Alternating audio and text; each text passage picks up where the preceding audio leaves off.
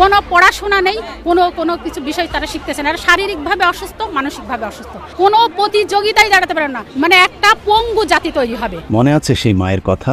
অতি সাধারণ সেই মায়ের অসাধারণ কথাগুলো এখনো মাঝে মধ্যেই আমার কানে বাজে। একটা বাচ্চা যদি লক্ষ্য না থাকে, উদ্দেশ্য না থাকে, জীবনে প্রতিযোগিতা না থাকে, সে কি কখনো বড় হতে পারবে? কথা আছে, কোনো জাতিকে ধ্বংস করতে হলে আগে সে জাতির শিক্ষা ব্যবস্থাকে ধ্বংস করে দাও। সেই ফর্মুলাতে অত্যন্ত পরিকল্পিতভাবে একটি জাতিকে ধ্বংস করে দেয়া হচ্ছে আমাদের চোখের সামনেই। আর আমরা দেখেও না দেখার, শুনেও না শোনার ভান ধরে বসে আছি, কারণ আমাদের ধারণা জাতি, দেশ, সমাজ এত কিছু ভাবার কি প্রয়োজন? আমার পরিবার নিয়ে সুখে থাকলেই তো হলো। কিন্তু চাইলেই কি সুখে থাকা যায়? ঘুণে ধরা সমাজের ওই পোকাগুলো একদিন আপনার পরিবারকেও কুড়ে কুড়ে খাবে।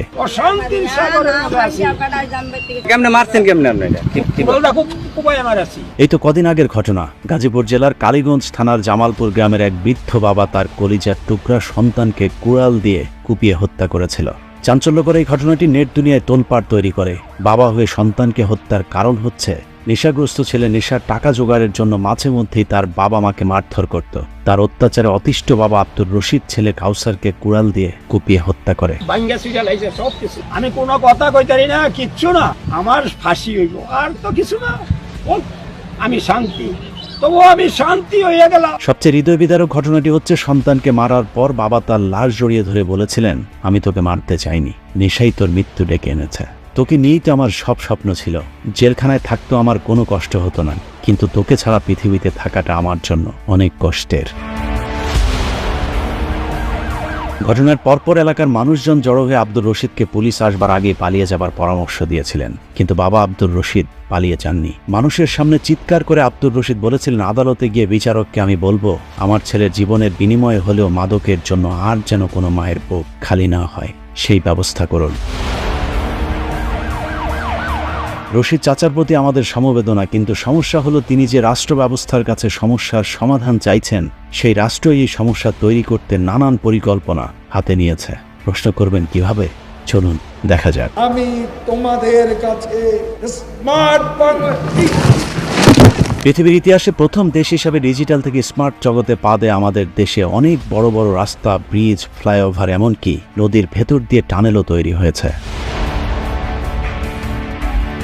2 লাখ টাকার বালিশ, 2.5 লাখ টাকার হাতুড়ি কিংবা 6 লাখ টাকার পর্দায় বানানো এসব অবকাঠামো কার টাকায় হয়েছে? কার লাভ, কার ক্ষতি, কার পকেটে কত ঢুকেছে? বিদেশ থেকে আনা এইসব লোনের টাকা কাকে শোধ দিতে হবে, কিংবা মাথা পিছু আমাদের এখন ঋণের পরিমাণই বা কত? এসব নিয়ে অনেক আলোচনা করেছে, আজ না হয় সে আলোচনায় নাই বা গেলাম। অর্থ সংকট সামাল দিতে ঋণ নির্ভরতা বাড়িয়েছে সরকার। সংকটে অভ্যন্তরীণ আয় কমে গেছে, ঋণ বাড়ছে। বিদেশি ঋণ পরিশোধের চাপ বাড়ছে। বিদেশি ঋণ পরিশোধ নিয়ে চাপ কমছেই না। অর্থনীতির এমন ভারী হিসেব আপনাকে না বুঝলেও চলবে।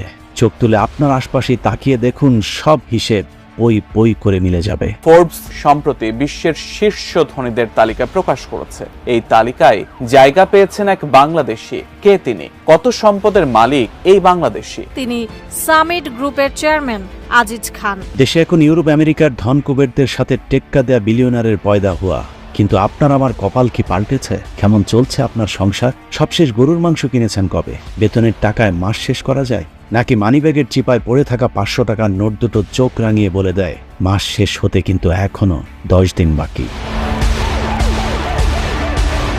ঘরে ঘরে মানুষ কি চাকরি পেয়েছে, নাকি বেকারত্বের অভিশাপ নিয়ে অন্ধকার জগতে হারিয়ে যাওয়া যুবকের সংখ্যাটা মহল্লায় আগের চেয়েও অনেক বেড়েছে? মাদকসেবী আর বিক্রেতাদের উৎপাদ কি আগের চেয়ে কমেছে, নাকি বাদাম বিক্রেতাদের মতো ইয়াবার ভ্রাম্যমান ব্যবসায়ীরা এখন ঘরে ঘরে মরণ নেশা ইয়াবা পৌঁছে দিচ্ছে? দেশে মাঝে মধ্যে আলু, তেল, পেঁয়াজের সংকট হয়, কিন্তু ইয়াবা ফেন্সিডিলের সরবরাহে কোনো সংকট নেই। সরকার আইন করে দিয়েছে 18 বছরের নিচে কেউ মদ খেতে পারবে না। তার মানে 18 বছর হবার পর মদ খাওয়া শুরু করো, যে কারণে মদ এখন পানির মতোই সাধারণ পানীয়। বিয়ে, জন্মদিনের পার্টি তো আছে, এমনকি শবে বরাতের রাতেও অতিরিক্ত মদ পানে আমাদের দেশে স্মার্ট শিক্ষার্থীর মৃত্যুর ঘটনাও ঘটেছে।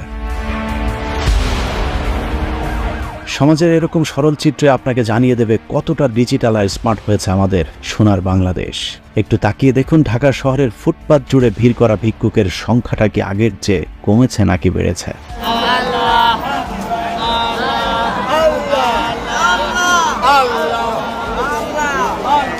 ঢাকা মেডিকেলে গিয়ে দেখুন, বিরাট বড় বড় ফ্লাইওভারের শহরে এখনো চিকিৎসা না পাওয়া মানুষ হাসপাতালের মেঝেতে চিকিৎসাহীন হয়ে পড়ে আছে।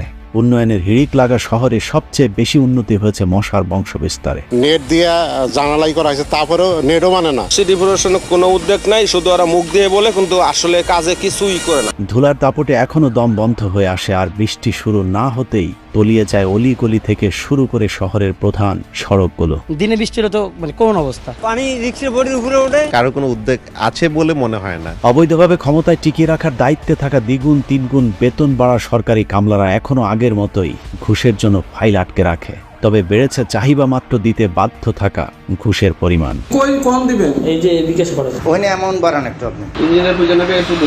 এই যদি হয় অবস্থা, তাহলে কিসের উন্নয়ন, কার উন্নয়ন? দিনকে দিন বাড়ছে বৈষম্য, বাড়ছে দরিদ্র মানুষের সংখ্যা। দারিদ্র্যের কষাঘাতে দেশ ছেড়ে প্রতিদিনই মানুষকে ছুটতে হচ্ছে বিদেশের মাটিতে। ভূমধ্যসাগরে ডুবে যাওয়া প্রতিটি জাহাজে এখন স্মার্ট বাংলাদেশের নাগরিকদের লাশ মিলছে। একবার যে যায় ওই গেম করে সে আর রিটার্ন আসতে পারে না। প্রাণের ঝুঁকি নিয়ে এভাবেই ছোট ছোট কাঠের নৌকায় করে পাড়ি দিচ্ছিলেন ভূমধ্যসাগর। উদ্দেশ্য একটাই, জীবন ও জীবিকার তাগিদে স্বপ্নের ইতালিতে পাড়ি জমানো। এদিকে বাংলাদেশি আজনবীরাই এখন মধ্যপ্রাচ্যের সবচেয়ে কম দামি দাস। প্রতি বছরই কমছে আমাদের পাসপোর্টের মান। তারপরেও সব সহা জাতির কোনো অভিযোগ নেই। সংসারের চাকা সচল রাখতে প্রতিদিনই হাজার হাজার মানুষ দেশ ছেড়ে পাড়ি জমাচ্ছেন বিদেশের মাটিতে। স্বাধীনতার 53 বছর পর দেশ ছেড়ে বিদেশে কামলা দিতে যাওয়া আমরা একমাত্র বীরের জাতি। এই বীরদের কারণেই দেশটা এখনো বেঁচে আছে, কিন্তু সমস্যা হলো সেখানেও প্রতিটি পদে পদে রয়েছে রাষ্ট্রের তৈরি করা ভোগান্তি।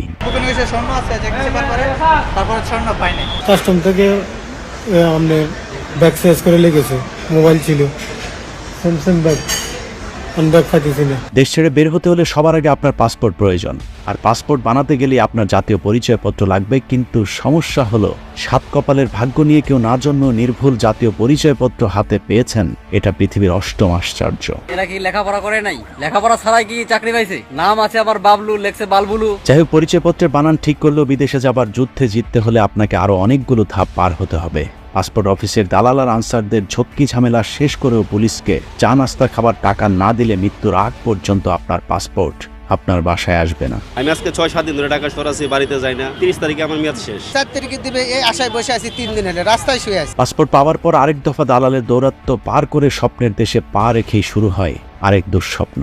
যে ভিটে মাটি বিক্রি করে বিদেশ গিয়েছিলেন, 10-15 বছর বিদেশ খাটার পর বিক্রি করে আসা সেই জমি আবারও কিনতে পেরেছেন, এমন সৌভাগ্যবানের সংখ্যাও খুব একটা বেশি নয়। খাওয়া দাওয়ার সমস্যা, পয়সা করি না। এখানে 4 মাস যাবত বড়াই থিয়েছে, কোনো কাজ কাম কিছুই দেয় না। আমাদের 4 লাখ টাকা হারার কিস্তি দিলে আমি সব মিলিয়ে আমরা সমস্যায় জর্জরিত এক জাতি, কিন্তু সমস্যা হলো এই সমস্যাটাও কোনো সাধারণ সমস্যা না, এটা এক স্মার্ট সমস্যা। কারণ এই সমস্যাগুলো স্মার্ট রাষ্ট্রেরই তৈরি করা। সাধারণ মানুষের এসব সমস্যাগুলোই সমাজের আরেক শ্রেণীর জন্য আশীর্বাদ। রাষ্ট্রের পরিকল্পনা অনুযায়ী বিশাল বিশাল বাজেটের কিছু মেগা প্রকল্প বাস্তবায়ন করা হয়েছে। বিরাট এসব প্রকল্পের বাজেট বরাদ্দ দিতে বিদেশ থেকে করা হয়েছে বিরাট বিরাট অঙ্কের লোন। এই লোনের 20 ভাগ প্রকল্পে খরচ করা হয়েছে, আর 80 ভাগের অর্ধেক মা খানা খেয়েছে, অর্ধেক তার জয়। মা খালা আর জয় মিলে লুটপাট করলো বিদেশ থেকে আনা লোনের টাকা তো আমাদেরই শোধ দিতে হবে, কিন্তু আমাদের ঘরে তো আর ডলার নেই, তাহলে আমরা কিভাবে শোধ দেব? বাংলাদেশের বিদেশে ঋণ 10,000 কোটি মার্কিন ডলার ছাড়িয়েছে, যা দেশীয় মুদ্রায় 11 ট্রিলিয়ন বা 11,07,040 কোটি টাকার সমান। বিদেশি ঋণ পরিশোধের চাপ বাড়ছে। বিদেশি ঋণের এরকম ডলারের চাপ থেকে বাঁচাতেই সরকার এক স্মার্ট শিক্ষা ব্যবস্থা হাতে নিয়েছে।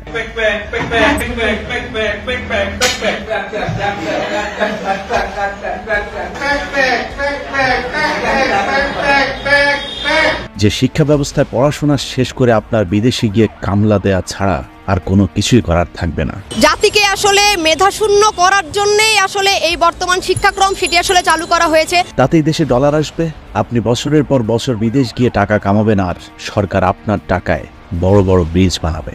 হিসেব আগের মতোই, 20 ভাগ প্রকল্পে আর 80 ভাগ নিজেদের মাঝে লুটপাট। 2024 সালের মাধ্যমিক কারিকুলামে 6ষ্ঠ থেকে 10ম শ্রেণী পর্যন্ত কৃষি শিক্ষা বইটি বাদ দেওয়া হয়েছে। এছাড়া মেয়েদের গার্হস্থ্য অর্থনীতি বইটিও পাঠ্যসূচি থেকে বাদ দিয়ে দেওয়া হয়েছে, যেখানে ছেলেদের জন্য কৃষিকাজের বিভিন্ন প্রশিক্ষণ এবং মেয়েদের জন্য নানা ধরনের গৃহস্থলীর কাজকর্ম সহ ক্ষুদ্র ও কুটির শিল্পের কাজ শেখানো হতো। প্রয়োজনীয় এই বই দুটির পরিবর্তে স্বাস্থ্য সুরক্ষা ও শিল্প সংস্কৃতি নামে দুটি অপ্রয়োজনীয় বিষয় পাঠ্যসূচিতে যুক্ত করা হয়েছে। পরিচর্যা। প্রথমে আমি ঘুমাবো, তারপর বিছানা থেকে কাঁথা এবং বালিশকে সরিয়ে নিতে হবে। তার চেয়েও ভয়ঙ্কর বিষয় হলো আগে কৃষি শিক্ষা এবং গার্হস্থ্য অর্থনীতির সাবজেক্ট দুটো ঐচ্ছিক ছিল, কিন্তু স্বাস্থ্য সুরক্ষা ও শিল্প সংস্কৃতি বই দুটো সবার জন্য আবশ্যিক করা হয়েছে।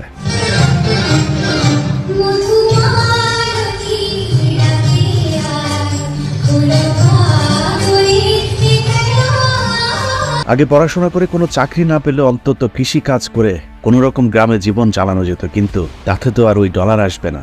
সরকারের প্রয়োজন ডলার, আর সেটা পেতে হলে মানুষকে বিদেশে পাঠাতে হবে। জাতি ধ্বংসের কত বড় মহাযজ্ঞ চলছে তার সাক্ষী স্বাস্থ্য সুরক্ষা ও শিল্প সংস্কৃতি বইয়ের প্রতিটি পাতা। ষষ্ঠ শ্রেণী 44 ও 45 নম্বর পৃষ্ঠায় ছেলে এবং মেয়েদের জন্য আলাদা দুটি গল্প দেওয়া হয়েছে। গল্পের একটিতে মেয়েদের মাসিক বিষয়ক, অপরটিতে ছেলেদের স্বপ্নদোষ এবং বীর্যপাত সম্পর্কে আলোচনা করা হয়েছে। বিষয়টি যদি শুধুই স্বাস্থ্য সচেতনতার জন্য দেয়া হতো তাহলে ছেলে এবং মেয়েদেরকে আলাদাভাবে বিশেষ ক্লাসের মাধ্যমে এসব বিষয়ে সাধারণ ধারণা দেওয়া যেত, কিন্তু তা না করে যৌনতাপূর্ণ এসব বিষয়গুলোকে ছেলে এবং মেয়েদের একসাথে করে আলোচনা করবার ব্যবস্থা করে দেওয়া হয়েছে। প্রথম আমি নিজেও এইসব ব্যাপারে খুবই সংকীর্ণ ছিলাম। আমি আমার বন্ধুর সাথে তো শেয়ার করতে পারতাম না, কিন্তু এখন আমি তা খুবই সাবলীলভাবে সবকিছু সবাইকে বুঝাতে পারি, সে আমার ছোট হোক বা সে আমার বড় হোক। অন্যান্য স্কুলের যে বন্ধুরা আছে তাদের মধ্যে তারা এইসব ওয়ার্ড শুনলে অনেক লজ্জা পায়, কিন্তু আমার ক্ষেত্রে এইসব হয় না, কারণ আমরা জেমস ক্লাস করার পরে আমরা সবাই অনেক ফ্রি হয়ে গেছি। ষষ্ঠ শ্রেণীর 46, 47 এবং 48 নম্বর পৃষ্ঠায় ঢোল, তবলা এবং হাতের তালে তালে কিভাবে ছন্দের সৃষ্টি হয় এসব শেখানো হচ্ছে। আমরা সবাই রাজা, আমাদের এই রাজার রাজত্বে। কি স্বাস্থ্য সুরক্ষা ও শিল্প সংস্কৃতি বইয়ের 47 থেকে 52 নম্বর পৃষ্ঠায় যৌন শিক্ষা সম্পর্কিত বিভিন্ন ধরনের অপ্রয়োজনীয় অশালীন আলোচনা করা হয়েছে। এছাড়া পরের পৃষ্ঠায় মেয়েদের স্কুলের ব্যাগে সবসময় মাসিকের প্যাড রাখার প্রশিক্ষণও শিক্ষা ব্যবস্থার মাধ্যমেই দেয়া হচ্ছে। সপ্তম শ্রেণীর 53 থেকে 58 নম্বর পৃষ্ঠার পুরো অধ্যায় জুড়ে যৌন শিক্ষা সম্পর্কিত বিশদ আলোচনা করা হয়েছে। অষ্টম শ্রেণীর 71 থেকে 86 নম্বর পৃষ্ঠা পর্যন্ত পুরো অধ্যায় জুড়েই মাসিক কত প্রকার, কি রক্তক্ষরণ, মাসিক বন্ধ হয়ে যাওয়া সহ নানা ধরনের সংবেদনশীল আলোচনা ছেলেদেরকে সাথে নিয়েই মেয়ে শিক্ষার্থীদের শেখানো হচ্ছে। অষ্টম শ্রেণীর শিল্প সংস্কৃতি বইটি দেখলে মনে হবে যেন স্কুল নয়, শিল্পকলা একাডেমি। ক্লাসে বাধ্যতামূলক ছেলে মেয়েদেরকে একসাথে করে নাচ, গান এবং নৃত্যের প্রশিক্ষণের কথা বলা হয়েছে। বইয়ের 24 এবং 25 নম্বর পৃষ্ঠায় দ্বৈত কণ্ঠে শিক্ষার্থীদের গান অনুসরণ করতে বলা হয়েছে। 27 নম্বর পৃষ্ঠায় সাঁওতাল নাচের ভঙ্গিগুলো অনুসরণ করতে বলা হয়েছে। 30 নম্বর পৃষ্ঠায় দলীয়ভাবে সাঁওতালি নাচ, ভাওয়াইয়া গান সহ নৃত্য করতে বলা হয়েছে। 30 নম্বর পৃষ্ঠায় সবাই মিলে তালি দিয়ে গান গাওয়ার অনুশীলন করতে বলা হয়েছে। 75 নম্বর পৃষ্ঠায় জারি গান এবং 95 থেকে 96 নম্বর পৃষ্ঠায় পালা গানের অনুশীলনের কথা বলা হয়েছে। একই অবস্থা নবম শ্রেণীর স্বাস্থ্য সুরক্ষা এবং শিল্প সংস্কৃতি বইটিতে। সেখানেও একইভাবে যৌনতাপূর্ণ পড়াশোনার পাশাপাশি মেয়েদেরকে শিক্ষা দেওয়া হচ্ছে হাডুডু, কাবাডি সহ নানা ধরনের ঝুঁকিপূর্ণ খেলাধুলা, যা বাংলাদেশের প্রেক্ষাপটে একেবারেই অপরিচিত। নবম শ্রেণীর শিল্প সংস্কৃতি বইয়ের 38 থেকে 39 নম্বর পৃষ্ঠায় শেখানো হচ্ছে অভিনয় ও নাচের সময় কিভাবে মাথা দোলাতে হবে। 57 থেকে 58 নম্বর পৃষ্ঠায় দেখানো হয়েছে অভিনয় ও নাচের সময় ঘূর্ণনের অনুশীলনের পদ্ধতিগুলো। এসব কারণে স্কুল কলেজের বিভিন্ন অনুষ্ঠানগুলোতে এখন হার হামেশাই শিক্ষক এবং শিক্ষার্থীদের নাচ, গানের ভিডিও সোশ্যাল মিডিয়াতে ভাইরাল হচ্ছে। এসব ভিডিওগুলো আমাদের কাছে দৃষ্টিকটু মনে হলেও শিক্ষক এবং শিক্ষার্থীদের জন্য খুবই স্বাভাবিক ব্যাপার, কারণ স্কুলের শ্রেণীকক্ষগুলোতে এখন শিক্ষকেরা শিক্ষার্থীদেরকে প্রতিদিনই এসব নাচ, গানের প্রশিক্ষণের ব্যবস্থা করে থাকে।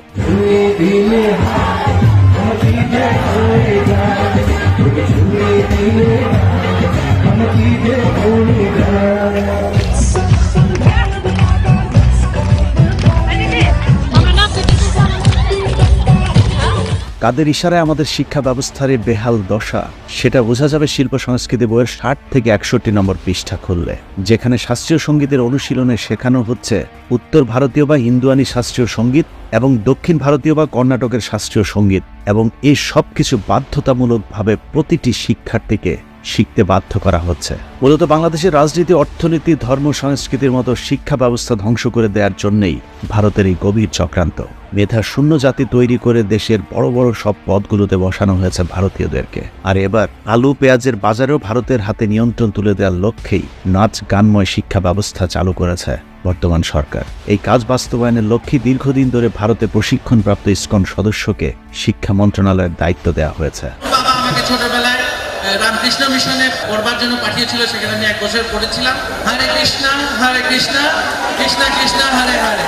ইসকনের ভারতীয় এজেন্ট নফেল সম্প্রতি তার এই বক্তব্য বিকৃত করে প্রচারের দাবি করলেও পুরো বক্তব্য শুনলেই বোঝা যাবে তিনি যে মিথ্যা বলছেন। আমরা সবাই বলবো জয় জগন্নাথের জয়। ঈমান আমাদের অনেক শক্ত। সনাতন ধর্মের ভাই বোনদের সাথে এক কাতারে আমরা পূজা অর্চনায় অংশগ্রহণ করব, কেউ আমাদের আটকাতে পারবে না। বাংলাদেশে ভারতের শত্রু বিএনপি কিংবা আওয়ামী লীগ নয়, তাদের শত্রু হলো এদেশের মুসলমানদের ঈমান, যে কারণে তারা আমাদের দেশ থেকে ইসলামী মূল্যবোধকে ধ্বংস করতে চায়। কৃষ্ণ কৃষ্ণ হরে হরে হরে রাম হরে রাম। এ কারণে অনুষ্ঠানের একদম শুরুতে বলেছিলাম, সমাজে যখন খুনে ধরবে তখন আপনার পক্ষে পরিবার নিয়ে সুন্দর করে বাঁচা সম্ভব নয়। পুরো রাষ্ট্রই যখন নষ্টদের দ্বারা পরিচালিত হয় তখন আপনি, আমি, আমাদের পরিবার কিভাবে নিরাপদে থাকবে? চারিদিক থেকে আপনাকে চেপে ধরবে এই নোংরা সমাজ। ব্যাং নৃত্যের জন্য প্রস্তুত, আরম্ভ করো। ওরে ও দেখেছি তোমার লম্বা দুটি ঠ্যাং। একদিকে নোংরামো, অসভ্যতা এবং মাদক, অন্যদিকে মেধা শূন্য এক নপুংসক পঙ্গু জাতি তৈরিতে কাজ করছে ভারত, যে কারণে শিক্ষা ব্যবস্থার বিরুদ্ধে জোর প্রতিবাদ করে তুলতে হবে। সম্ভব না হলে পরিবার থেকে আপনার সন্তানকে মানবিক ধর্মীয় মূল্যবোধের শিক্ষার ব্যবস্থা করতে হবে। তা না হলে চরম এক অন্ধকার ভবিষ্যতের দিকে এগিয়ে যাবে আমাদের ভবিষ্যৎ প্রজন্ম। আল্লাহ হাফেজ।